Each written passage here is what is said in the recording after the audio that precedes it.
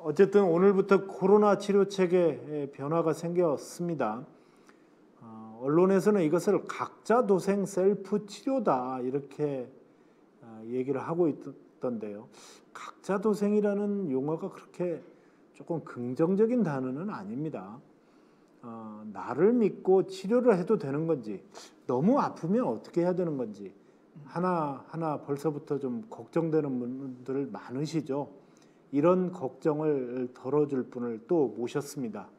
가천의대 예방의학과 정재훈 교수님 또 나오셨습니다. 그저께 나오셨는데 제가 다시 모이신 이유는 어쨌든 가장 현재 상황들을 정확하게 얘기를 해주시기 때문에 모셨습니다. 정재훈 교수님, 네, 안녕하세요. 오늘 또 나와주셨군요. 네, 또 불러주셔서 감사합니다. 예, 역시 잘생기셨습니다. 오늘도. 감사합니다. 네. 확진자가 5만 명이 넘었어요. 네네. 뭐 이미 그저께 네네. 예측을 해주셨고요. 예상하는 범주에서 지금 움직이고 있는 거죠. 예상하는 범주라는 게 되게 네. 여러 가지 의미가 있는 것 같습니다. 네. 저희가 모형을 바탕으로 단기간 예상을 했을 때에는 네. 당장 다음 주가 어떻게 될지 정도까지는 저희들이 잘 예상을 할 수 있거든요. 네. 그런데 그 시간이 3주, 5주 아니면 10주 이렇게 넘어가면 넘어갈수록 네. 예상이 점점 어려워지는 상황들인데요. 예. 근데 아직까지는 저희가 예상한 정도 범위에서 움직이곤 있는데 네. 아직까지 불확실성이 몇 가지가 남아 있습니다. 네. 그 첫 번째 중에 하나가 이제 3T 체계라고 하는 진단 검사 그리고 역학조사나 접촉자 추적을 통해서 확진자를 억제하는 여러 가지 효과들이 있는데 네. 그것들이 사실상 이번 주부터는 작동하지 않는 상황이거든요. 네. 그렇다면 유행 규모가 예상보다 더 빨라질 수 있겠죠. 그리고 또 하나의 문제는 네. PCR 기반의 진단검사 체계에서 신속 항원검사 기반의 진단검사 체계로 검사 체계가 완전히 바뀌고 있거든요. 네. 하지만 많은 분들이 잘 아시는 것처럼 신속 항원검사 기반의 진단검사 체계가 민감도가 떨어지기 때문에 네. 확진자를 찾아내는 확률이 조금 감소하게 됩니다. 음. 그렇다면 유행이 더 급격하게 진행될 수도 있지만 실제 나타나는 숫자에 있어서는 조금 적을 수도 있는 그런 상황인 거죠. 그렇군요. 그렇다면 이렇게 질문을 해보겠습니다. 예상하는 범주라고 제가 이제 처음에 질문했는데 이 정도면 현재 우리나라의 의료 체계가 감당할 수준이 됩니까? 그리고 우리 현재 국민들이 감당할 수 있을까요? 감당 가능한지 가능하지 않은지를 모른다라는 게 지금 상황에서는 가장 어려운 부분인 것 같습니다. 네. 그 이유 중에 하나가 아직까지는 유행 정점에 도달하지 않았거든요. 네. 지금 당장은 의료 체계나 아니면 경증 환자 체계, 중환자 진료 체계 같은 것들이 버틸 수 있다라고 볼 수는 있지만 네. 이게 과연 3주에서 4주 정도 뒤에 유행 정점에 도달해서 그 유행 정점에 도달한 상태에서 또 3주에서 4주 정도의 시간이 갔을 때 그때도 유지가 가능한지에 대해서는 아직까지 확인이 되어 있지 않은 시점이고요. 네. 그렇기 때문에 유행 정점에서도 지금의 의료 체계가 감당이 가능하다라는 그런 확인이 된다라면 그 다음부터는 적극적으로 방역 정책에 있어서 변화가 가능하겠지만 네. 그 전까지는 그런 확인 절차가 필요한데요. 그런데 간단히 설명을 드리면 중환자 진료 체계 같은 경우에는 델타 변이 때 단계적 일상 회복을 하다가 중단했던 시점을 생각을 해보면 네. 그게 확진자가 7,000명 정도일 때 중단을 했었거든요. 예. 그런데 델타 변이 때보다 지금은 중환자 병상 수가 2배 정도 늘어나 있거든요. 네. 그러면 14,000명까지는 버틸 수 있다는 의미이겠죠. 하지만 오미크론 변이가 델타 변이보다 3분의 1에서 5분의 1 정도 중증화율이 낮아지는 것으로 나오거든요. 네. 그럼 거기서 다시 곱하기 3에서 5 정도를 해주게 되면 5만 명에서 한 8만 명 정도까지는 버틸 수 있다라는 결론이 나오는 것이고 네. 여기에 추가적으로 나오는 것이 추가 접종을 통해서 중증화 예방이나 사망 예방 효과가 더 올라가는 부분들이 있거든요. 네. 근데 그런 부분에 더하고 또 경구용 치료제 효과 같은 것들도 더하면 10만 명 이상이 넘어간다라고 하더라도 중환자 병상은 어느 정도 버틸 가능성이 있다라고 보는 것이죠. 네. 하지만 그만큼 중환자 병상이 찰 때까지는 이제 정말 말 그대로 10만 명의 확진자가 나오는 거잖아요. 네. 근데 그분들을 어떻게 이제 치료해드리고 그리고 격리를 해드리고 그 다음에 사회로 복귀시켜 드릴 수 있을 것인가에 대한 부분에 있어서 준비가 부족한 면이 있었기 때문에 지금 2주 사이에 정말 많은 정책의 변화가 있는 것이죠. 예, 그렇군요. 그런 측면에서 오늘부터 재택 치료 체계가 개편이 됩니다. 지금 집중관리군과 일반관리군으로 나누고 있는데 이거에 대한 기준점도 좀 바뀌었잖아요. 네, 이 기준이 며칠 사이에 여러 번 바뀌어서 저도 혼란이 많았었고 그리고 국민들께서도 조금 혼란이 많으셨던 것 같습니다. 그리고 실질적으로 현장에서의 혼란도 더 심해진 면도 있었는데요. 기본적으로 집중관리군과 그 다음에 일반관리군 두 가지가 있는데 일반관리군은 정부에서 추가적으로 제공해 드리는 것이 사실상은 없는 상태입니다. 그렇다면은 경증에서 그 다음에 중증으로 넘어가지 않는다라는 보장이 있어야 되기 때문에 이런 일반 관리군 같은 경우에는 젊고 건강하신 분들 그리고 기저질환이 없는 분들 그리고 백신 접종이 완료가 되신 분들 이런 분들은 여기에 다 해당이 되는 것인데요. 말 그대로 집중관리군이라고 하는 것은 모니터링을 해드려야지 중증으로 넘어가는 것을 빨리 발견할 수 있는 분들이거든요. 그 연령 기준이 최초에는 50세로 되어 있다가 이제 60세 이상으로 올라가 있는 상태이고 그리고 60세 이상인 분들 그리고 이제 기저질환이 있는 분들을 포함할 것인가 말 것인가에 대해서 어제 기준의 변경이 한번 있었습니다. 그래서 원래는 발표가 60세 이상이거나 경구용 치료제를 처방받는 분이시거나 아니면 50세 이상에서 기저질환이 있으신 분들은 집중관리 대상으로 선정이 된다라고 발표가 되어 있었는데 50세 이상의 기저질환이 있는 분들이 사실상은 빠지게 되었고요. 그런데 그 빠지게 된 이유가 있는데 50세에 기저질환 있는 분들은 예상보다 되게 위험하신 분들이거든요. 그분들은 특히 코로나19가 기저질환, 당뇨병 같은 것들이 있으시면 매우 위험하다는 것이 잘 알려져 있는데 하지만 기저질환이 어디서부터 위험한 기저질환이고 어디서부터는 덜 위험한 기저질환인지에 대한 구별이 조금 애매한 측면이 있고요. 그리고 50세 넘어가시면 고혈압 같은 것들은 되게 많이 있으시잖아요. 그래서 그런 것들을 보면은 조금 어려운 면들이 있었는데 여기서 원칙은 또 여러 가지 논리가 있습니다. 논리가 없는 것은 아니고요. 50세 분들 중에서 기저질환이 있거나 좀 심각한 질환이 있는 분들 같은 경우에는 경구용 치료제의 투약 대상이신 분들로 꽤 많이 빠져나가실 거고요. 그 다음에 50세 분들 중에서 기저질환이 심각하신 분들은 기본적으로 입원 치료 또는 생활치료센터의 입실 대상이시기도 하거든요. 그래서 그분들은 사실상 고위험군이면 다른 방식으로 관리가 되기 때문에 전체적으로 이제 비대면 진료의 부담을 줄여주기 위해서 50세 중에서도 경증의 기저질환을 가지고 있는 분들은 빠져 있다라는 건데 근데 저는 이게 이렇게 설명을 드려도 되게 어렵고 헷갈리잖아요. 근데 국민들 입장에서는 얼마나 헷갈리시겠어요. 그리고 뉴스에서도 어제는 이렇게 말하고 오늘은 이렇게 말하고 또 내일은 또 다르게 말할 수도 있는 거거든요. 근데 이런 것들이 저는 정책 집행에 있어서 국민들의 신뢰감을 좀 저하시킨다라고 생각을 하고요.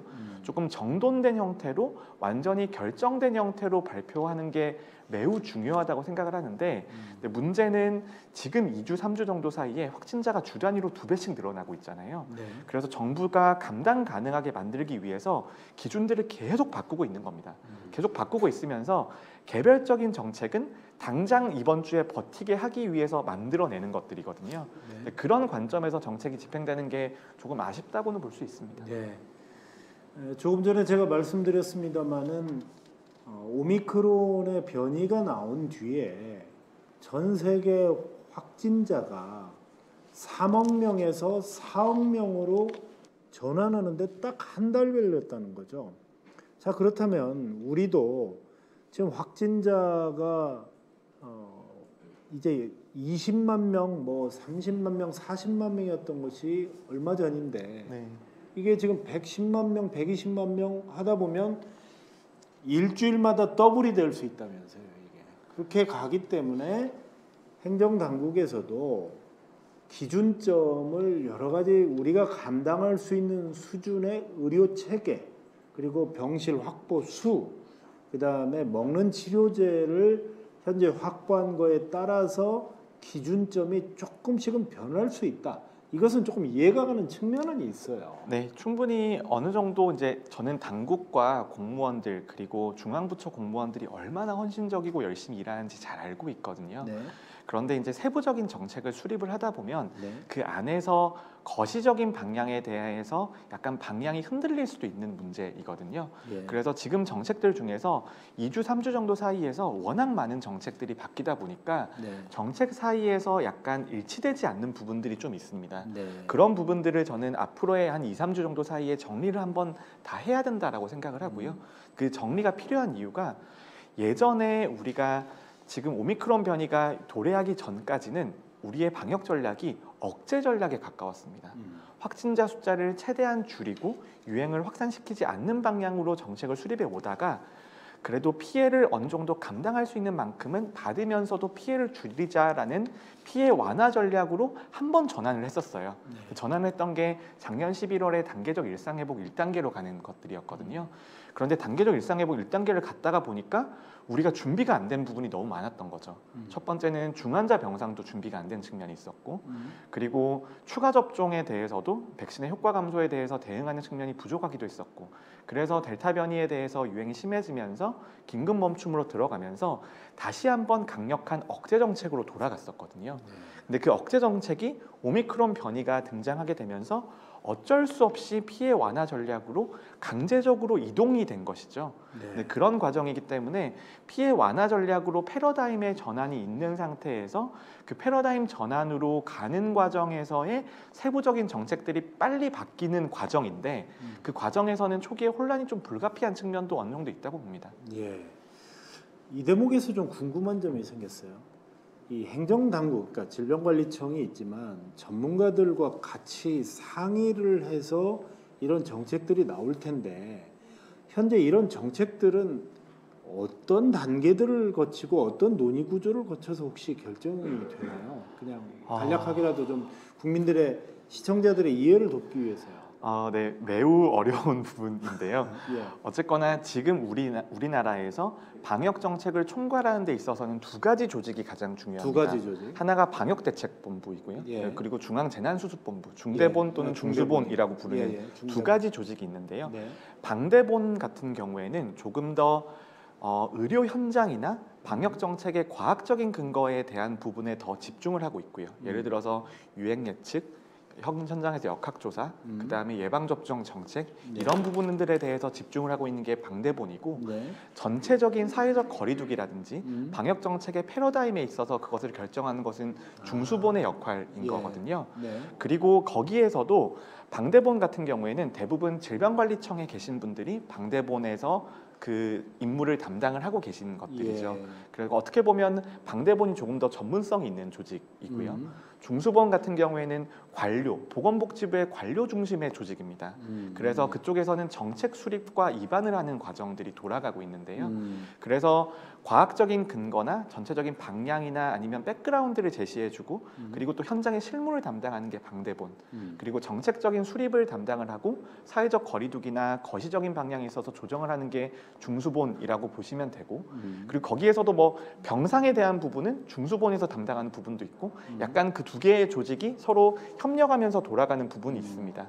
그러니까 지금 말씀하신 것처럼 두 가지 조직이 있다는 거죠. 하나는 방역, 질병관리청이라고 하는 방역의 전문가들이 중심이 된 방대본이 있고, 중수본 또는 중앙수습대책본부는 사실 우리가 잘 아는 대통령 또는 대통령이 매일 할 수 없기 때문에 총리 중심의 중수본이 있다는 거죠.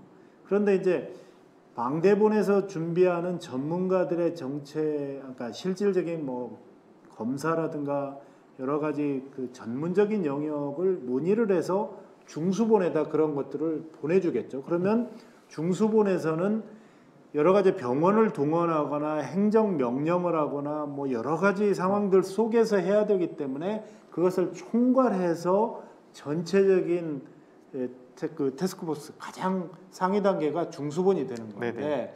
그러는 와중 속에서 방대본에서 마련한 전문가들의 의견이 때로는 이쪽 중수본과 약간의 견해 차이. 왜냐하면 예를 들어서 그런 게 있잖아요. 강하게 뭐 방역 패스를 실시를 해야 된다라는 전문가들의 의견이 있지만 중수본에서는 자영업자들의 여러 가지 상황이라든가 사회적인 여론을 또 살펴야 되는 그런 어려움 때문에 늘 그 상위점에서 좀 문제가 생긴 거였잖아요. 네, 저도 이제 정부 정책에 대한 자문을 한 지가 거의 1년 반, 2년 가까이 되고 있는데 네. 제가 느꼈던 어려움은 뭐냐면 전문가의 역할과 정치와 행정의 영역이 명백하게 구별이 되면 너무 좋은데 네. 전문가의 과학적인 판단도 어떻게 보면 적용되는 과정에서는 정치적인 판단이 들어갈 수밖에 없는 부분들이 있거든요. 네. 그 부분에 있어서 충돌이 생길 수밖에 없고 음. 예를 들어서 백신 접종이 매우 중요하고 백신 접종이 효과적이다라는 것은 전문가의 과학적인 판단의 영역이죠. 네. 하지만 백신 접종을 어떻게 권고할 것인가 그리고 권고의 수준과 접종의 정책을 어떻게 결정할 것인가에 있어서는 그 부분은 행정과 정치의 영역에 가깝다는 말인 거죠. 그래서 저희의 권고가 실현되는 과정에서는 여러 가지 단계가 있는 것이고 네. 그 단계에 따라서 이제 전문가들의 권고가 받아들여지는 부분도 있고 받아들여지지 않는 부분도 있는데 또 하나 뭐 대부분의 전문가들이 백신 접종은 하는 게 좋다라는 거에 있어서는 모두가 일치를 하고 있습니다. 하지만 전문가의 권고들도 약간씩 결이 다른 부분들도 있거든요. 예를 들면은 진단 검사에 대한 부분도 있고요. 네. 그다음에 사회적 거리두기를 지금 어떻게 해야 되는가에 대한 의견들도 있으면 다양한 전문가들의 의견이 있는 것이죠. 근데 그 중에서 이제 선택을 하는 것은 행정과 정치의 영역인 것이고 저희는 과학적인 근거로 그 근거를 제시해 드리는 게 저희의 역할이기도 하고 그리고 그런 근거를 바탕으로 행정적인 판단이 나오게 되면 그 판단이 왜 그렇게 나왔는지 설명해 드리는 것이 저희의 역할이기도 한 거죠. 예, 그렇군요. 가천의대 예방의학교실의 정재은 교수님께서 지금 이렇게 나오셔서 여러 가지 설명을 해주시고 계십니다. 1년 반째 정부의 대응에도 참여하시고 또 일반 시청자들 뭐 어젠가 KBS에 또 나오셨더라고요. 네. 네, 생로병사의 비밀이라고 예, 요즘에 굉장히 전통 있는 프로그램이죠. 네. 그래서 뭐 동해번쩍 서해번쩍 하고 계신데 얼마나 바쁘시겠습니까? 이런 와중 속에서 저희 코 안심 TV에 나오셔서 지금 매우 중요한 정보들을 여러분과 함께 하고 계신다라는 점을 여러분께 좀 다시 한번 상기시켜 드리면서요. 다시 아까 그 얘기로 좀 돌아가세요. 네네. 뭐 50대 기저질환자, 면역 저하자들 이런 얘기를 했는데 현재 아까 그 각자 도생처럼 이제 일반 관리의 경우에 우리가 셀프 키트라는 것을 이제 제공받거나 스스로 마련해야 돼요. 네. 이것을 어떻게 준비해야 되느냐, 또 어떤 것들이 담겨져 있느냐, 뭐 그저께도 상세히 설명을 네네. 드렸습니다만은 이런 부분들은 자세히 또 계속 알려드리는 것 자체가 굉장히 중요한 것 같아요. 네. 셀프 키트는 어떻게 구성이 되어 있습니까? 일단 우리나라에서 이때까지 코로나19에 확진되시게 되면 국가가 거의 대부분의 물품이라든지 의료기기 같은 것들을 완전히 지원해 왔었거든요. 네. 근데 그런 것들이 우리나라의 정책에 있어서 매우 좋은 장점이기도 했었는데 네. 전 세계적으로 보면 이 정도까지 세심하게 챙겨주는 나라가 그렇게 많지는 않습니다. 예. 근데 이때까지 이제 재택격리를 하시게 되시면 아니면 재택치료를 하게 되시면 받는 물품이 어떤 게 있었냐면 일단 해열제가 네. 들어있고요. 네. 그리고 거기에 체온계가 들어있고 그 다음에 산소 포화도 측정기가 들어있고 그 다음에 이제 소독하는 물품들이 들어있고 네. 그 다음에 자가검사 키트 이런 것들이 들어있었거든요. 네. 그런 것들이 집에 있었을 때 기본적으로 쓸 수 있는 물품인데 전 여기서 가장 중요한 것이 체온계랑 산소 포화도 측정기라고 생각을 하거든요. 네. 이 두 개의 물품이 들어있는 이유는 재택격리 중에서 중증으로 넘어가는 것을 모니터링할 수 있는 객관적인 측정기기라는 면에서 도움이 되는 그런 장치들이었는데 네. 그런데 이런 것들이 필요한 이유가 재택 치료를 하던 중에서 중환자로 될 가능성이 있기 때문에 이런 물품들을 지원을 받으시는 거잖아요. 네. 그런데 지금 오미크론 변이에서는 두 가지 문제가 있는데요. 첫 번째로는 재택 격리를 하시는 분들의 숫자가 너무 많이 늘어나고 있다라는 것이고 그리고 이런 물품을 완전히 다 준비하기가 어렵다라는 문제가 하나가 있고 두 번째로는 실질적으로 대부분의 그 재택 치료를 하시는 분들은 경증인 상태로 치료가 끝나게 되시는데, 격리가 끝나게 되시는데, 그런 분들 같은 경우에는 이런 물품이 실제로 필요하지 않을 가능성도 있다라는 것이거든요. 그렇다면 한정된 수량의 물품이 있다라면 이분들을 가장 중증으로 넘어갈 가능성이 있는 분들에게 배분해 드리는 게 사회적으로는 옳은 일이 되는 것이죠. 네. 그런데 이런 것들이 재난 상황이라는 게 매우 어려운 것이, 자원이 무한정이 아니기 때문에 한정된 자원을 가장 효율적으로 쓸 수 있는 방법들을 찾아야 되는 과정이거든요. 네. 그래서 그런 과정 때문에 이런 셀프 키트라는 것도 아까 말씀드린 집중관리 대상들에게 우선적으로 돌아가게 되는 것이고요. 네. 그리고 일반 관리 대상 같은 경우에는 증상이 심해지시거나 아니면 이제 뭐 컨디션이 안 좋아지시면 의료기관과 직접 연결을 해서 증상에 대한 모니터링을 수행하는 그런 체계로 몇 주 사이에 계속해서 바뀌고 있습니다. 지금 일반 관리구는 셀프 치료 하는데 이 용어 자체가 맞습니까? 스스로 치료를 한다는 게 환자가 스스로 치료한다? 참 그래서 이제 언론에서는 네. 나를 방치하는 거냐, 뭐 특히 젊은층, 오늘 그저께 저희가 방송할 때 지적했던 부분 있잖아요. 혼자 사는 사람들은 어떻게 해야 되느냐 했는데 아닌 게 아니라 오늘 아침 방송 뉴스를 보니까 자기는 30대인데 뭐 화상으로 연결하더라고요. 나 혼자 사는데 혼자 사는 것도 서러운데 누가 음식 갖다 주고 뭐 어떻게 하느냐고 막 불만을 되게 드러내더라고요. 네, 이제 그런 부분들을 저희가 훼손해야 되지만 동시에 너무 많은 행정적인 역량이 들어가기 때문에 그런 행정적인 역량에 대해서 일일이 대응하기 어려운 측면이 하나가 있고, 그 다음에 또 하나는 지금 코로나19의 위험성에 대해서도 이때까지는 코로나19에 걸리면 매우 위험하고 코로나19에 걸렸을 때 타인에게 전파시킬 가능성이 있기 때문에 우리가 이렇게 지원을 해드리고 안심할 수 있게 관리를 해드립니다 라는 메시지를 지난 2년 동안 드려왔었거든요. 네. 그런데 그런 메시지는 아까 말씀드렸던 확산 억제 정책의 기반이 되고 있고 확산 억제 정책에 근거를 하고 있는 정책들이었습니다. 하지만 지금은 방역 정책의 패러다임 자체가 완전히 전환되고 있는 시점이고요. 그렇다라고 한다면 지금은 백신 접종이 완료되신 분들 그리고 오미크론 변이가 들어왔기 때문에 예전만큼의 중증화율이 아니다라는 측면들이 있고, 그리고 또 하나는 오미크론 변이에 감염된다라고 하더라도 백신 접종이 완료된 건강한 성인들 같은 경우에는 중증화 위험이 떨어지기 때문에 예전만큼의 주의와 공포심을 가져야 되는가에 대한 본질적인 의문도 있는 것이거든요. 네. 이렇게 점차 코로나19라는 질환이 덜 위험하고 덜 공포스러운 질환으로 넘어가는 과정이라고 이해하시면 될 것 같습니다. 예.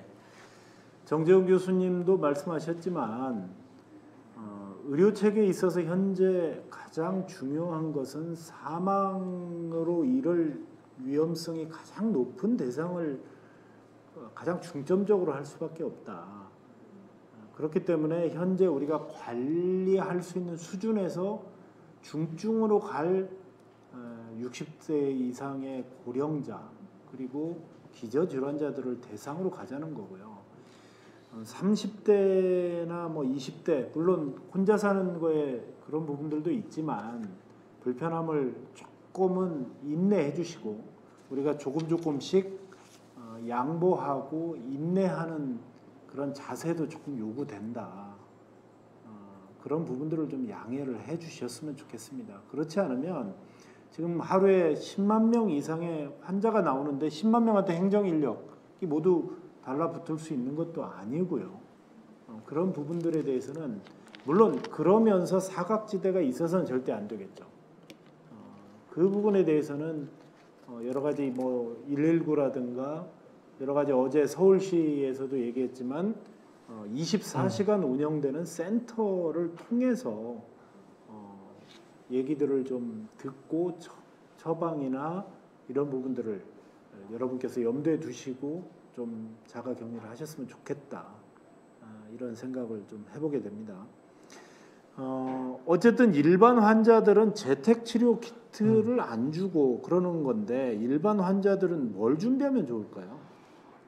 어떤 것을 준비하셔라라고 말씀드리기가 좀 너무 조심스러운 이유가 네. 이런 것을 꼭 준비해야 된다라고 말씀드리면 당장 그런 것들에 대해서 물량이 부족하게 되고 이런 표현들이 공급 부족이나 혼란을 부추기는 면이 있긴 있는데요. 네. 네, 그럼에도 불구하고 이제 기본적으로 집에서 상비하고 계시는 물품들을 가지고 있는 게 매우 중요할 것 같습니다. 특히 집에 아이가 있는 분들 같은 경우에는 집에 체온계도 있으시고 여러 가지 해열제라든지 소염 진통제 같은 것들을 구비하고 계신 분들이 많을 텐데요.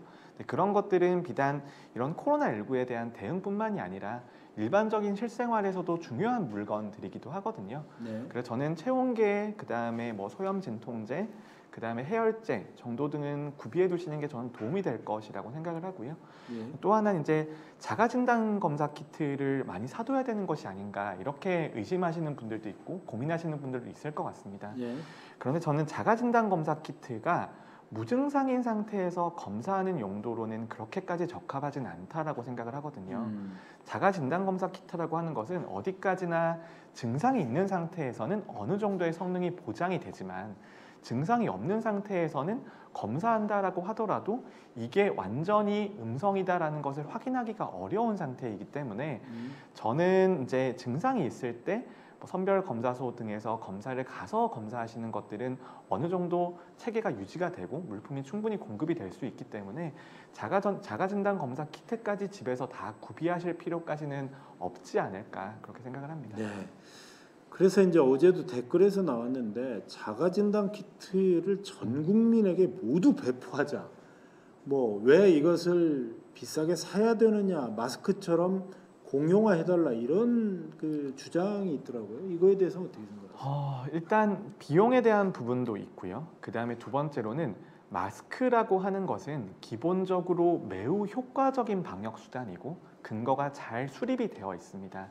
하지만 자가 진단 검사 키트 같은 경우에는 지금은 PCR 기반의 진단 검사 체계가 유지가 어렵기 때문에 전문가용 신속항원 검사라든지 아니면 자가 진단 검사 키트를 통해서 검사를 하는 것으로 되어 있습니다만 전 국민에게 이거를 배포해서 몇 개 정도를 구비한다라고 하더라도 이게 과연 어느 정도까지 도움이 될 수 있을 것인가, 그리고 실질적으로 이게 동시에 모든 국민에게 드릴 만큼 공급이 충분할 것인가에 대한 부분을 해결을 해야 되는 것이라서 저는 당장 실현 가능하기는 좀 어렵다고 생각합니다. 예. 모두가 자가 검진 키트를 갖고 있을 필요는 없다. 물론 뭐 물량의 문제도 있지만 증상이 무증상의 경우에는 뭐 자가 검사 키트 가지고는 도저히 가려낼 수 없다는 거고요. 어느 정도 증상이 있을 경우에만이 잡아내는데 그것도 역시 잡아내는 비율 자체가 굉장히 낮아서 네네. 결국은 신속 항원 검사나 PCR을 해야 되는 건데 그것을 자가 검사 키트를 전 국민에게 나눠줄 필요는 없다. 현재로서는 그런 말씀을 하는 거죠. 나눠 드릴 필요도 조금 떨어지지만 나눠 드리기도 어려운 상황이다. 뭐 그 정도로 설명드려야 될 것 같습니다. 그렇군요. 저희 그 스텝 중에 지인이 이제 잘 아시는 분이 오늘 아침에 제가 들은 얘기인데 자가 진단 키트로 3번을 했는데 양성이 나왔다. 그런데 3번이 나와서 PCR 검사를 했는데 음성이 나왔답니다. 그래서 3번을 했지만 음성이 나와서 나는 아닌가 보다 했는데 약간 증상이 이상해서 다시 한번 PCR 테스트를 했는데 결국은 양성이 됐다는 거죠. 네. 그러니까 PCR 테스트도 완벽하게 모든 걸 가려낼 수는 없는 거잖아요. 이런 경우 굉장히 좀 특이한 케이스더라고요. 진단 검사라고 하는 것이 모든 것이 민감도와 특이도가 100%이기는 매우 어렵습니다. 네. 뭐 100%에 가까운 진단 검사들이 존재할 수는 있지만 민감도와 특이도라고 하는 것도 어떤 기준을 설정하냐에 따라서 달라질 수 있는 값이고 세상에 완전한 검사는 존재하지 않거든요. 그렇기 때문에 이렇게 진단검사 건수가 늘어나게 되고 사례가 늘어나다 보면 이런 이례적인 상황들도 생길 수밖에 없는 상황인데 네. 문제는 이런 확률에 대한 개념들이 국민들이나 일반 시민들께서 이해하시기가 조금 어려운 부분들이 있습니다. 네. 저희처럼 전공을 하는 사람들도 가끔씩은 이 개념이 흔들릴 때도 있는데 일반 국민들께서는 얼마나 더 이해하기가 어려우시겠어요. 네. 그래서 조금 간단한 지침들을 드리는 게 저는 매우 중요하다고 생각을 하고요. 예. 지금은 우리가 신속 항원 검사 같은 경우에는 민감도가 떨어지기 때문에 위음성이 나올 가능성도 있고 거기에 더해서 다른 특이도 같은 것들도 반복해서 떨어질 수 있기 때문에 위양성이 나올 가능성도 있다라는 것들을 이해를 하고 계셔야 되고, 그게 PCR 진단 검사보다는 아무래도 이런 위음성이라든지 위양성이 나올 가능성이 높은 검사 방법이다. 하지만 조금 더 간편하고 싸고 지금의 위기 상황에서 쓸 수 있는 진단 검사다. 이렇게 이해하시는 게 제일 좋을 것 같습니다. 예, 그렇군요. 지금 방송이 생방송으로 진행이 되고 있는데 댓글창에 여러분들이 많은 얘기들을 올려주셨습니다. 자가 진단 키트 4인 가족 수만큼 구비해 놓기가 구하기도 힘들고 비용도 만만치 않아요. 이런 얘기를 주셨고요. 또 급할 때 통화가 안 되니까 불만이 생길 수밖에 없는 것 같습니다. 이런 댓글도 주셨습니다. 자가 격리 대상으로 분류됐더니 보건소에서 체온계 갖다 줘서 집에 하나 챙겨놨네요. 이런 건 참 좋아요 라고 하셨고, 어떤 분은 다시 보건소에서 반납해달라고 해서 반납한 경우도 있다고 그러고요. 어제 저희 그 코안심TV에서 어제 저녁 7시부터 9시에 자가진단 키트를 가져다가 직접 테스트를 했는데 무척 웃겼나 봐요. 라이브 방송 한 번 더 해주세요. 개그 프로보다 더 재밌었어요. 뭐 이런, 진짜 웃겼어요. 어떻게 했나요? 자료화면 나중에 준비해서 좀 봤으면 좋겠는데 유튜브에 찾아보세요. 어제 방송분에 보면 매우 재밌고 개콘보다 더 재밌었다고 합니다. 저희 코로나 안심 TV는 진지하게도 하지만 여러분들에게 좀 더 쉽게 하기 위해서 아주 유익하고 재미있게 설명드리는 그런 방송입니다. 여러분 함께 해주시고요. 어떤 분, 저는 민이라는 분이 주셨는데, 저는 캐나다에 살고 있는데 제가 살고 있는 주에서는 최근에 자가 진단 키트를 무료로 배부했었거든요. 그런데 수량이 한참 모자라서 못 가지는 사람이 훨씬 많았어요. 정말 필요한 사람은 못 가져가고 사재기 하듯이 왕창 가져가는 일부 몰직한 사람들 때문에 오히려 애를 먹고, 캐나다에 그런 경우들이 많았나 봐요. 실제 여기는 이미 우리보다도 정점을 찍었죠. 네네. 그래서 전 국민에게 배포를 하게 된다면 이런 부분이 잘 관리되어야 될 것 같다. 캐나다에서도 지금 이 방송을 시청하고 계시는 시청자분 너무 감사합니다. 정말 캐나다는 아마 밤 시간으로 이렇게 네. 갈 텐데 오후 시간 시청을 해주셔서 감사하고요. 이번 쿠폰을 저희가 쏴드릴 수도 없고요. 어쨌든 댓글 남겨주셔서 감사드리고요. 어떻게 생각하십니까? 이미 선진국에서 이런 사례가 있네요. 우리나라의 방역 정책에 있어서 저는 한 가지 말씀드리고 싶은 부분이, 우리나라 국민들은 우리나라의 상황에 대해서는 너무나 잘 알고 계시잖아요. 네. 그리고 외국 상황에 대해서는 좋은 사례들도 듣고 나쁜 사례들도 듣고 이렇게 선별적으로 듣고 계신데, 네. 저는 외국의 전문가들과도 매우 자주 일을 하고, 그리고 외국의 의견들도 자주 들을 기회가 있는데, 그래도 외국에서 우리나라의 방역 상황이나 대응에 있어서는 대부분은 긍정적으로 평가를 하고 있습니다. 외국보다는 조금 더 준비가 잘 되어 있는 측면도 있고, 그리고 또 하나는 우리나라의 일선 행정 인력들이 매우 잘 훈련이 되어 있고 정말 열심히 일하시거든요. 네. 그래서 행정 서비스라는 측면에서는 다른 어떤 나라보다도 좋은 서비스를 제공하고 있다고 생각을 합니다. 정말 예. 지자체 공무원들이 정말 많이 고생을 하시고요. 저는 우리 이번에 코로나19 방역 대응에 있어서 정말 중요한 역할을 하신 분들이 일선의 보건소 직원들이라고 생각을 하거든요. 네. 보건소 직원들이 정말 많이 고생을 하고 계시죠. 예, 그렇군요. 뉴욕타임스의 기사가 막 하나 올라온 게 있어서 이렇게 보니까 미국에서도 이제 오미크론 변종이 득세하면서 여론조사를 실시한 결과가 지금 나와 있네요. 보니까 여론조사 결과 미국에서는 코로나 바이러스 대유행과 싸우려는 대중들의 의지가 약해지고 있다는 그런 징후가 보인다. 여론조사 결과에 보면은요. 야후 뉴스의 유고부 조사에 따르면 46%의 응답자가 미국인들이 그 대유행을 이제는 배워서 이미 알고 있기 때문에 정상으로 돌아가야 된다고 이렇게 생각을 했고요. 단지 43%만이 백신을 접종하고 마스크를 쓰고 테스트를 하기 위해서 더 많은 것을 해야 된다. 이렇게 그 결과가 나왔어요. 이 얘기는 그리고 또 공화당의 한 그 여론조사 기관, 공화당 소속의 여론조사도 비슷한 결과를 내놨는데요. 미국 유권자의 55%가 이 코비드 19을 독감처럼 완전히 사라질 수 없는 풍토병으로 치료해야 한다 이렇게 생각하는 반면에 38%는 여전히 공중보건 비상사태로 치료해야 된다 이렇게 얘기를 했군요. 그러니까 미국에서도 이미 풍토병으로 가자, 정상으로 돌아가자 이런 여론이 상당히 우세하다는 거죠. 네, 저는 그런 여론은 충분히 이해할 수 있습니다. 벌써 2년이 지났잖아요. 네, 네. 2년이 지나는 동안 정말 너무나 많은 사회적 거리두기라든지 방역상에 있어서 방역이 가지고 온 사회경제적인 피해들도 있었고요.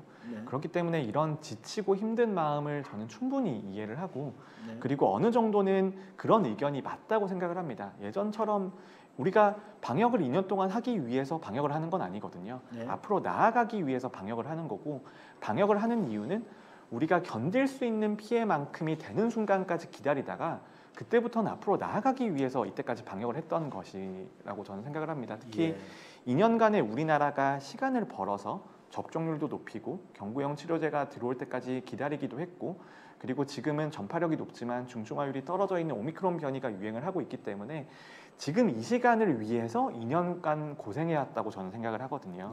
그래서 그런 관점이 저는 매우 중요하다고 생각을 하고요. 한 가지 이제 저도 코로나19에 대한 소식이나 이런 정보 같은 것들을 전해드리면서 많이 드는 생각이 처음에 전문가들이 나와서 이렇게 설명을 해드리고 이제 안내를 드리고 그러면 처음엔 다들 고마워하셨어요. 네. 고마워하시고 좋은 정보를 줘서 고맙다 이제 이런 반응이다가 지금은 저희 전문가들이 어떤 역할을 해야 되냐면 국민들께서 정말 하기 싫으신 것들을 해야 된다라고 설득해야 되는 입장이에요. 대표적으로 델타 변이 때 델타 변이 유행이 심해지면서 지금은 일상회복이 들어갔다가 긴급 멈춤을 해야 된다라고 주장을 하기도 했었고 그 다음에 2번까지 접종을 해주셨는데 2번으로 모자라니까 한 번 더 접종을 해주셔야 된다라고 설득하는 과정이기 때문에 기본적으로는 하기 싫은 일, 아니면 하지 않았어도 됐을 일들이라고 생각하는 것들을 저희가 하셔야 된다라고 설득하는 과정이라서 그게 매우 어렵다라는 것이고 하지만 그런 것들을 해주시는 게 미래로 나아가기 위해서 그 다음에 개인의 건강을 위해서는 매우 도움이 된다라는 것이죠. 네. 아까 그 소개해드린 뉴욕타임스 기사의 그 하단에 보면 공화당 성향의 유권자들은 정상으로 돌아가자고 그랬는데 민주당 성향, 미국 민주당 성향의 유권자들은 대유행 사태에 대해서 보다 적극적인 대응을 계속해야 거에 대한 지지 여론이 또 높은 것으로 나와 있네요. 그러니까 악시오스 그 여론조사에 따르면 응답자 전체 미국 내 21%만이 코로나 바이러스 의무사항이나 요구사항이 없는 상태로 평상시처럼 이렇게 다시 살아가는 것을 지지한다고 했다는 거죠. 한 절반 정도는 여전히 현재 상황을 당분간은 좀 지켜봐야 된다라는 거고요. 이게 미국 같은 경우도 정치적 성향에 따라서 질병이 정치적 성향과 과연 이게 전염병이라는 게 다르게 여론이 나오는 것은 왜 그럴까요? 이것은 뭐 꼭 비단 미국의 문제만 그런 게 아니고 영국이나 또 우리나라에서도 그런 부분이 계속 작용하고 있죠. 네, 그렇습니다. 저는 기본적으로 정치와 방역 또는 정치와 과학은 철저하게 분리되어야 된다라고 생각을 하고 저는 기본적으로 과학자에 가까운 사람이라고 생각을 해왔거든요. 그리고 팬데믹 초기에는 과학적으로 대응을 하게 되면 국민들 모두께서 잘 알아주시고 잘 믿어주실 거라고 생각을 했는데 이제 와서 생각을 해보면 방역이란 요소는 본질적으로 과학도 들어가 있지만 사람들에 대해서 자원에 대한 배분의 문제도 있고 자원 배분을 넘어서서 여러 가지 정치적인 철학과도 결합이 되어 있는 부분들이 있더라고요. 그렇기 때문에 정치와 방역이 완전히 떨어질 수는 없다라고 생각을 합니다. 그럼에도 불구하고 부인할 수 없는 과학적인 사실들이 있고요. 근데 그 과학적인 사실들을 사회에 적용하는 과정에서는 정치적인 요소가 충분히 들어갈 수 있죠. 대표적인 게 백신 접종이 필요한가에 대한 부분은 과학적인 판단의 영역입니다. 하지만 백신 접종률을 높이기 위해서 개인의 자유와 기본권을 어디까지 제한할 수 있을 것인가에 대한 부분은 정치적인 영역이거든요. 네. 그런데 그런 경계선상이 매우 애매모호해지더라고요. 네. 그래서 정책적인 판단에 대해서 반대하기 위한 과정 중에 하나로 과학적인 근거에 대한 오해나 아니면 잘못된 정보들을 가지고 오시는 경우들도 있고, 그리고 그 반대의 경우들도 있거든요. 네. 이제 그런 것들에 대해서 경계하고 철저히 과학적인 정보나 합리적인 사실에 기반한 판단을 내리는 것이 가장 중요하고, 네. 이런 정보들을 알려드리는 게 전문가의 역할이라고 생각합니다. 그 정재훈 교수님이 그 페북에 올린 글 중에 이제 그런 게 있더라고요. 현재 백화점이나 마트에서 우리가 QR 코드를 하는 것이 이제 추적 조사를 하지 않고 본인이 기입하는 형태로 가는데 과연 이것을 계속 해야 되는가? QR 코드가 이제 소용없지 않나? 이런 요지의 글을 한번 올리신 걸로 네네. 아는데 어떤 의미인가요? 이것은? 여러 가지 방역 정책에 대해서 한 가지 방역 정책에 대해서 찬성과 반대 두 가지 중에 넌 어디에 속하냐라는 질문을 정말 많이 받거든요. 네. 하지만 저는 항상 그 가운데 어딘가에 답이 있다라고 생각을 하고요. 방역에 있어서도 저는 똑같다고 생각을 합니다. 저는 마스크를 착용하지 않는 시설들, 그리고 많은 사람들이 모이는 시설들에 있어서는 방역 패스라고 하는 것이 어느 정도 가치가 있을 수 있다라고는 생각을 하지만 하지만 이런 정책적인 판단은 상황에 따라서 달라질 수도 있는 것이거든요. 방역 패스가 방역의 관점 아니면 확산 방지에 있어서 효과가 있다라고 주장하는 것들은 어떻게 보면 확산 억제 정책에 중점을 두었던 시기에서는 맞는 판단일 수 있지만, 하지만 이게 완화 정책이나 피해를 최소화하는 정책으로 넘어간다라면 이미 정책적인 기조 자체가 확산 억제에서 확산이 어느 정도 있다라는 것을 용인하는 상태로 가는 것이잖아요. 네. 심지어 지금은 우리가 자랑했던 접촉자 추적에 있어서도 접촉자 추적을 거의 하지 않는 방향으로 변해가고 있는데, 그렇다면 다중이용시설을 이용을 할 때 QR코드를 찍었던 이유는 접촉자 추적을 하기 위해서였거든요. 아니 근데 방역 패스를 이렇게 같이 하는 그 효과도 있었잖아요. 방역. 네, 그렇죠. 백신을 맞았느냐. 네, 그것이 그런 바꿨던 거 확인하는 역할들도 같이 있었던 건데 네. 마찬가지입니다. 그래서 상황이 변했기 때문에 접촉자 추적을 하지 않는다라는 것은 결국은 어느 정도의 전파 가능성이나 확산 가능성이 있다라는 것을 용인하는 의미이기도 하고, 그 다음에 방역 패스라는 것도 방역 패스가 방역에 있어서 어느 정도 효과가 추가적으로 제공되는 것들은 나머지 정책들에 의해서 확산 억제 효과가 존재할 때의 역할이었거든요. 그렇다면 추가적인 이득이 많이 없는 상태에서는 방역 패스를 무한정 확장하는 것들에 있어서는 조금 신중할 필요가 있다는 것이고요. 네. 그럼에도 불구하고 방역 패스와 같은 정책들이 아직까지도 효과가 있는 일부 지역들이 있을 겁니다. 거기에 있어서는 효과가 있다라면 적용을 하는 게 맞는 것이고요. 예. 저는 그렇게 생각을 합니다.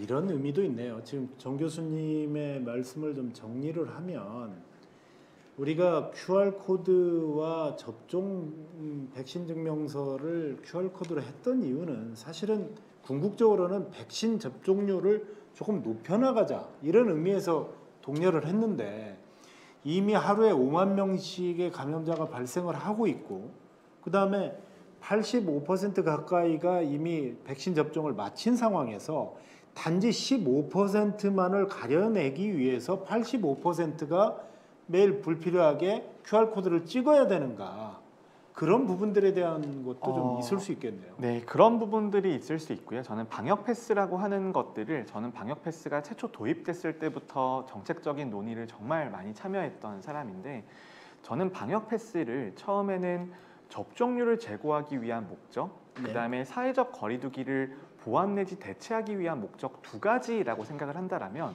우리나라에서의 방역 패스는 접종률을 제고하기 위한 목적이라기보다는 사회적 거리두기를 완화하기 위한 대체제 내지 보완제 정도로 사용하는 게 적당하다고 항상 생각을 해왔습니다. 네. 그 근거 중에 하나는 우리나라는 이미 방역 패스를 도입하지 않은 상태에서도 접종률이 매우 높은 상태였거든요. 네. 그리고 방역 패스를 도입한다라고 하더라도 추가적으로 올라갈 수 있는 접종률이 어느 만큼인지에 대해서도 사회적인 혼란이나 불편함, 그 다음에 정치적인 논쟁으로 얻을 수 있는 사회적인 손실이 더 클 수 있기 때문에 네. 방역 패스라고 하는 것이 접종률을 높이기 위한 목적으로 적용이 된다라면 그게 얻을 수 있는 효과보다는 부작용이 더 클 수 있다라고 항상 생각을 해왔었고, 그리고 네. 또 하나 그 대표적인 사례가 소아청소년에 대한 방역 패스의 적용인 것이죠. 아, 네, 소아청소년에 대한 방역 패스 같은 경우에는 방역상에 대한 목적이 어느 정도 있을지에 대해서는 조금 불투명한 부분이 있고, 그리고 또 하나는 소아청소년에 대해서는 당연히 저는 접종을 권고를 드리고 전문가들, 특히 소아청소년과 전문가들도 접종을 하는 게 이익이다라는 판단은 변함이 없습니다. 하지만 접종을 하는 데 있어서의 구체적인 이익의 크기가 성인만큼 클 것이냐, 그래서 성인만큼의 접종 권고를 강력하게 할 것인가에 있어서는 판단들이 다 엇갈리는 상태였거든요. 그런 상태에서 방역 패스가 추진된다라는 것은 방역상에서의 이익보다라는 접종률을 제고하기 위한 목적도 어느 정도 들어가 있는 것이죠. 네. 근데 그런 것들에 있어서는 조금 신중할 필요가 있다는 거죠. 예, 그렇군요. 일단은 그 방역 패스 자체가 현재는 유지되고 있습니다. 이 부분에 대해서는 어떤 사회적 합일점을 마련하기 위해서 조금 전에 말씀드린 방대본이나 중수본에서 충분한 검토와 전문가들의 의견의 그 어떤 논의 과정들이 있어서 결정을 하는 대로 일단은 좀 지켜보는 쪽으로 좀 네. 얘기를 정리. 네, 그렇습니다. 이게 지금의 방역 정책은 유행 정점에 도달하고 우리 사회가 감당할 수 있는 정도의 피해인지 확인할 때까지에는 어느 정도의 유지 기간이 필요할 수밖에 없습니다. 그래서 유행 정점에 도달할 것으로 예상이 되는 3월 중순 정도까지는 지금의 방역 정책의 전반적인 기조, 특히 사회적 거리두기라든지 식당과 카페에 대한 방역 패스 같은 것들은 신중하게 조절할 필요가 있는 것이고요. 네. 하지만 그 다음부터는 방역 정책에 있어서도 유연하게 접근할 필요가 있다라는 거죠. 네. 조금 전에 캐나다에서 댓글 다신 분이 저희 사는 곳에서는 QR 검사가 오늘부터 풀렸어요.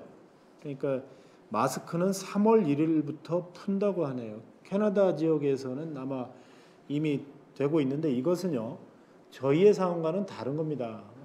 제가 누차 강조하지만 미국이나 캐나다는 이미 확진자들이 우리보다도 최고 10배 이상 이미 정점을 지나서 조금 전에 말씀드린 것처럼 백신도 맞고 슈퍼 항체도 생긴 분들입니다.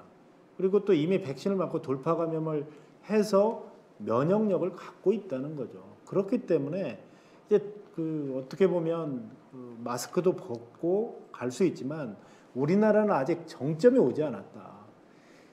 존 홉킨스 대학의 전 세계 발병 감염자들을 나타내는 통계표를 보면은요, 다른 나라들은 전부 다 이렇습니다. 그런데 우리나라는 맨 바닥에서 지금 계속 바닥을 긁다가 최근에 조금 올라간 겁니다.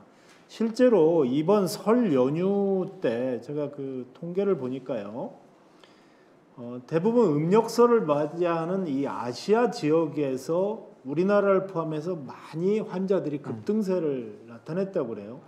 지난 2주 동안 그 데이터에 따르면 싱가포르의 경우, 우리가 싱가포르 얼마나 잘 대처를 한다고 했습니다. 그런데 설 연휴를 세는 싱가포르의 경우에는 환자가 2배 이상 급증을 했고요. 홍콩은 5배 이상, 인도네시아는 11배 이상 상승했다는 거죠. 공식적으로 휴일을 지키지 않는, 물론 일본 같은 경우도 지금 하루 평균 94,000건이 넘어서서 지난 2주 동안 2배가 증가했는데요. 오미크론의 상황이 아시아 국가들, 음력설을 쇠고 있는 나라들에게 확산시키는 계기가 된 것은 사실 이런 데이터들을 보면, 물론 오미크론이 그 시기와 맞물린 건 사실이지만 영향이 없었다고 볼 수는 없겠다, 그런 생각이 드네요. 여러 가지 요인들이 있는데요. 저는 이제 명절 연휴가 사람 간의 이동량이나 전파를 자극해서 유행이 더 증가했다라는 시각에 대해서는 어느 정도는 그 효과가 존재하긴 하겠지만 그 효과가 크지 않겠다라는 개인적인 추측을 가지고 있고요. 또 하나는 하지만 그럼에도 불구하고 연휴가 끝나고 나면은 확진자나 이런 유행이 증가하는 경향들을 보이는데 그 이유는 진단 건수의 감소에 있다라고 생각을 합니다. 진단 건수가 감소하게 되면서 실제로 확진자가 존재하거나 감염자가 존재함에도 불구하고 그게 완전히 확인되지 않았고 그로 인해서 전파가 자극되는 요소들이 저는 충분히 존재가 가능하다라고 생각을 하고요. 이런 여러 가지 요소들이 이런 연휴나 휴일의 효과라고 볼 수는 있겠지만 근데 우리나라에서 확산 억제 정책이 그래도 유지가 되었던 기간을 보면 연휴가 지나고 나서는 검사 건수가 늘어나게 되면서 확진자가 늘어났지만 그 여파가 오래가는 것처럼 보이진 않았었거든요. 예. 하지만 오미크론 변이에 이제 대응에 있어서는 여러 가지 진단 검사 체계라든지 접촉자 추적에 있어서의 영향들이 모자라게 되면서 그런 효과들이 감소하는 것과 맞물리고 있다라고 생각을 합니다. 예. 시청자 댓글 중에 짱구님이요. 갑자기 드는 생각인데 정 교수님 결혼하셨어요? 이런 얘기 하셨는데 결혼하셨으면 부부싸움 할 때 말싸움에서 절대 안 지실 것 같아요. 저렇게 조근조근 말씀하시니까. 아, 네, 저는 집에 할 말이 없기 때문에 네, 조용히 되게 이런 있습니다. 분들이 집에 가면 또 말 많이 안 하십니다. 밖에서 말 많이 하는 분은요. 집에 가면 침묵을 지킵니다. 제가 그렇습니다. 사실. 예. 자, 서울시 코비드-19 심리지원단과 나는 의사다가 함께하는 정말 이 특별 생방송, 지금 시각이 10시에 생방송을 시작해서 11시 50분을 막 이제 지나고 있습니다. 이제 한 10여 분 정도 남았는데요. 정재훈 교수님하고 말씀을 나누다 보면 시간이 왜 이렇게 빨리 가는지 아유, 감사합니다. 정말 말씀도 잘하시고 방송을 진행하는 제 입장에서 보면 저런 톤과 저런 전달력이 참 부럽다 오히려 제가. 그런데 또 얼굴도 잘생기시죠, 의사시죠. 아, 다음부터 못 나올 것 같습니다. 부끄러워서. 시청자들이 이런 댓글까지 하는데 아니 왜 제가 이런 위로의 말씀을 드리냐면 또 가끔은 악플이나 또 실제로 하셨던 거에 대한 언론 인터뷰나 방송 출연했을 때 또 그런 부분들이 있는데 제가 드리는 이런 칭찬의 글들이나 칭찬 기억하시고요. 아, 네, 감사합니다. 조금 위로의 말씀을 좀 드리는 겁니다. 심리적 지원을 해드리는 겁니다. 아, 네. 네, 한 가지 이제 저도 어떻게 생각하냐면 전문가의 역할이고 그다음에 전문가가 대중과 소통하기로 나서기로 했으면은 어느 정도 감수해야 되는 면도 있다고 생각을 하고요. 예. 대신 그런 것으로 많은 사람들에게 도움이 될 수 있으면 그걸로 충분하다고 생각합니다. 예, 그렇습니다. 대개 발명가나 새로운 그 퍼스트 무버들의 경우에는 당신이 안 돼, 당신이 주장하는 것은 사실이 아닐 거야라고 얘기하지만 그런 연구자들이 외톨이처럼 또 반대에도 불구하고 불굴의 의지로 새로운 것을 발명해내고 발견해냈던 그런 성각자들이 얼마나 많았습니까? 오히려 사후에 평가를 받았던 그런 연구자들이 얼마나 많았습니까?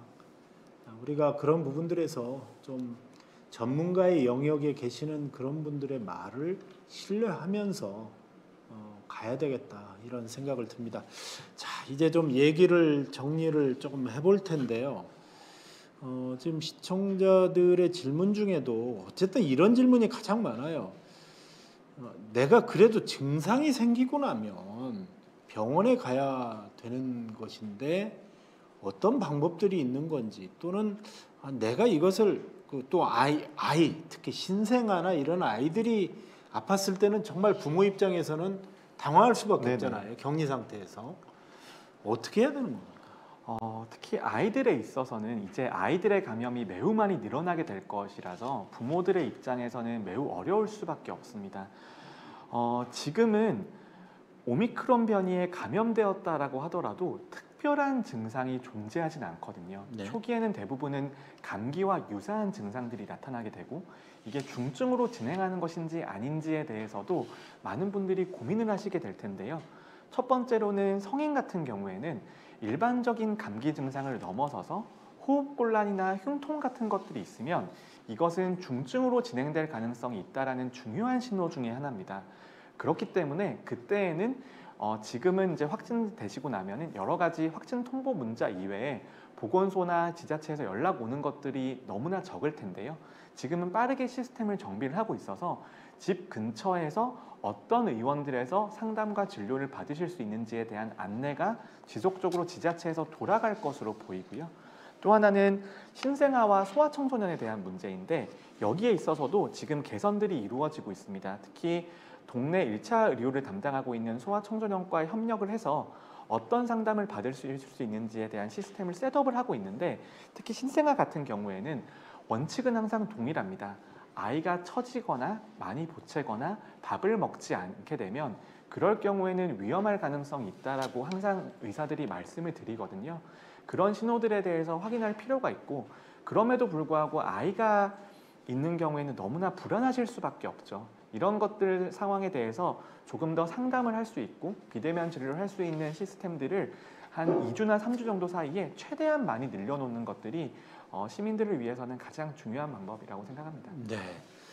또 한 가지 앞으로 확진자가 계속 더 늘어나게 되면 일반 병실로 환자들을 옮길 수 있다. 그런데 이제 이럴 경우에 예를 들어서 지금 의료진들의 경우에는 뭐 음압실, 그러니까 중환자의 경우 음압실에 넣기도 하고 보호장구 자체가 굉장히 무겁다면서요. 그런데 이제 그런 의료진들의 보호장구에도 좀 변화가 생기는 겁니까? 네, 지금은 의료 체계에 대응하기 위해서 3가지 정도의 정책이 있는데요. 첫 번째가 일반 병실에도 코로나19 환자가 입원할 수 있게 하는 것들. 두 번째가 이제 의료진에 대해서도 의료진이 감염된다라고 하더라도 동시에 너무 많은 의료진이 자가격리되거나 감염될 경우에는 근무할 수 있게 하는 것들.